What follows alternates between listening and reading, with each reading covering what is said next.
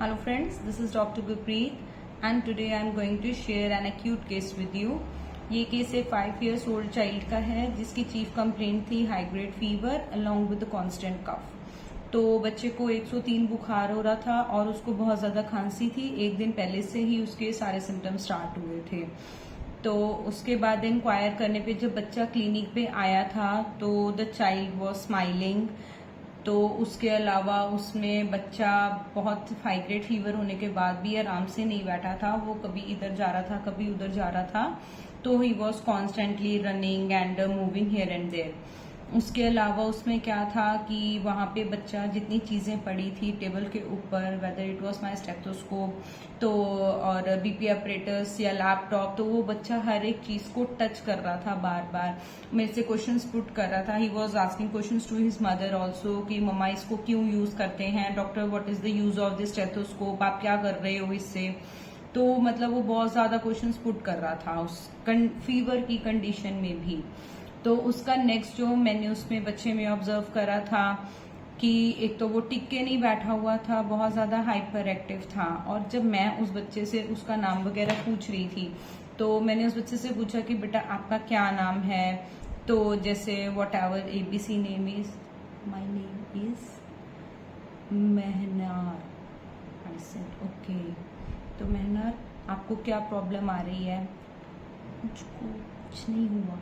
तो बहुत एक स्लो टोन थी बच्चे की। तो आई आस्क्ड कि प्लीज आप अपना नेम थोड़ा लाउडली बोलोगे, मेरे को सुनाई नहीं दे रहा। तो मेहनार। तो वहां पे हमने दीज आर द ऑब्जर्वेशंस। ये हमें बच्चा नहीं बता रहा है, ये हमें खुद अपने क्लिनिक पे when we are taking the case we have to observe it ourselves कि बच्चा किस तरह से हमें अपने सिम्टम्स दे रहा है। तो इस बेसिस के ऊपर जो मैंने उसके मदर से आगे इंक्वायर करा कि ठीक है इसको कल से फीवर आया, तो ये घर पे कैसी है? तो कहते ये तो टिके नहीं बैठ रही है, भाग रहे इधर उधर, हर जगह भागी जा रहा है। आई सेड ओके ठीक है। इसके अलावा और क्या करें? नहीं, ये कोई कंप्लेन नहीं कर रहा है, ये आराम से बैठा हुआ है, चुपचाप लेटा हुआ है, कुछ नहीं कहता हमें। आई सेड ओके ठीक है। तो इस बेसिस पे जो totality I have selected in this case वो सबसे पहला था कि हाइपर एक्टिव चाइल्ड था, फीवर में भी वो इधर उधर भाग रहा था। तो activity increased physical, my first rubric was. Second rubric was curious, बच्चा बहुत ज्यादा क्वेश्चंस पुट कर रहा था। तो जब भी बच्चा बहुत ज्यादा क्वेश्चंस पुट कर रहे होते हैं, in that case we usually take the rubric curious, कि उनको बहुत ज्यादा एक जिज्ञासा होती है हर चीज की नॉलेज गेन करने की। तो the other rubric which I selected was curious. Next इसके अंदर जो मैंने रूब्रिक लिया था आस्किंग फॉर नथिंग। क्या होता है कि बच्चा कोई कंप्लेन नहीं कर रहा है, इतना हाई ग्रेड फीवर होने के बावजूद भी उसमें मतलब वो आपसे कुछ नहीं कह रहा कि मेरा सिर दर्द हो रहा है या बहुत ज्यादा हीट फील हो रही है या बहुत ज्यादा कफ, इतनी कफ थी, still he was not complaining about his cough also. तो asking for nothing, this was the next rubric that I have selected.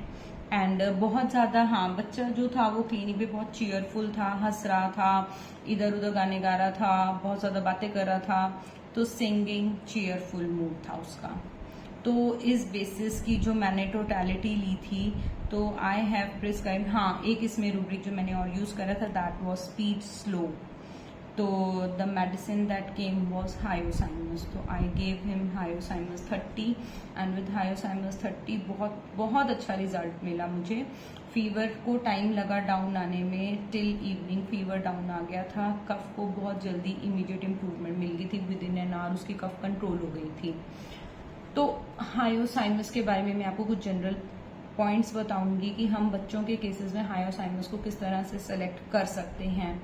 First of all, fever के केस में अगर बच्चा चुपचाप, this is another picture of hyoscyamus की, एक है hyper active बच्चा है एंड अदर इज कि अगर बच्चा या बड़ा कोई भी हम ले सकते हैं कि अगर वो बेड पर लेटे हुए हैं, they are not complaining for anything, तो उन केस में हम लेते हैं bed desire to remain in, मतलब वो बेड पे लेटे रहना चाहते हैं।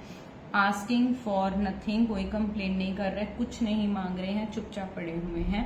Then the other thing is asking for nothing. ये अगर दो रूब्रिक्स भी आपको मिल जाते हैं तो उस बेसिस पे भी आप हायोसाइमस प्रिस्क्राइब कर सकते हैं. I have used it at least 100 of times in my clinic and I have got wonderful results with hyoscyamus. It acts very well, especially in the cases of children.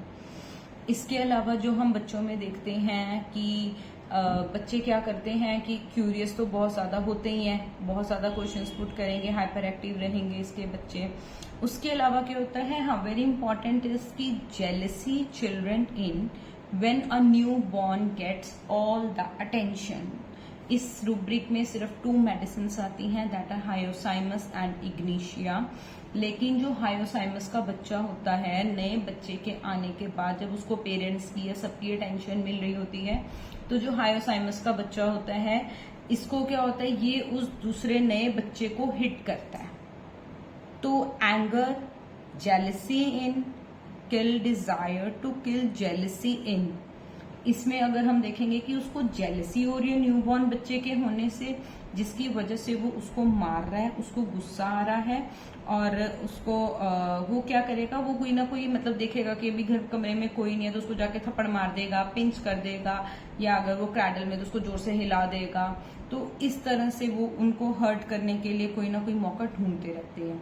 Whereas in Ignatia का बच्चे में jealousy होगी, लेकिन वो कभी भी उनको hurt नहीं करते हैं. उनके मॉरल्स बहुत हाई होते हैं, वो कभी किसी को हर्ट नहीं कर सकते इग्निशिया के पेशेंट्स. तो उसके बाद क्या आ जाता है, हाँ, देर इज अ स्किन के केसेस में स्पेशली इसमें एक बहुत बहुत इंपॉर्टेंट आता है हाइपरस्थीजिया ऑफ स्किन. अगर आपको कोई पेशेंट, कई बार बच्चों के केसेस में कहते होते हैं कि डॉक्टर साहब इसकी स्किन इतनी ज्यादा सेंसिटिव है बच्चे की कि हम इसको जितने मर्जी नए से नए कपड़े लाके पहना दें, लेकिन ये कुछ पहन ही नहीं सकते हैं, इनको चुभता है, हर एक कपड़ा चुभता है. तो in that case the rubric which we use is hyperaesthesia of skin. Naked wants to be naked.